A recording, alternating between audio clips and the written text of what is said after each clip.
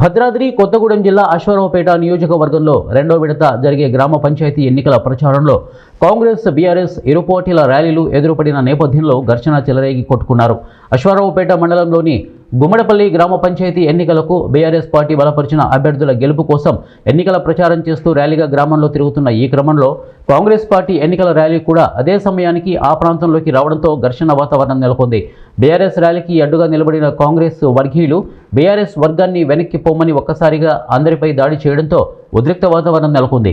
కాంగ్రెస్ వర్గీయులు బీఆర్ఎస్ కార్యకర్తలని నాయకులని దొరికిన వాళ్ళని దొరికినట్టు పిడిగుద్దులు గుద్దుతూ తీవ్రంగా కొట్టడంతో స్థానికులు భయోందోళనకు గురయ్యారు. సుమారు గంటపాటు జరిగిన ఘర్షణ రణరంగాన్ని తలపించింది. ఇరు వర్గాలు తీవ్రంగా కొట్టుకోవడంతో కొందరికి గాయాలయ్యాయని, బీఆర్ఎస్ పార్టీ ఎన్నికల ప్రచారాన్ని అడ్డుకుని ఘర్షణ పడ్డమే కాకుండా తమపై దాడి చేసిన అధికార కాంగ్రెస్ పార్టీ వర్గీయులపై చర్యలు తీసుకోవాలని పోలీసులను ఆశ్రయించారు. స్థానిక ఎన్నికల వేళ అధికార పార్టీ ఆగడాలు అడ్డుకోవాలని, తమకు రక్షణ కల్పిస్తూ దాడి చేసిన వారిపై చర్యలు తీసుకోవాలని ఫిర్యాదు చేశారు.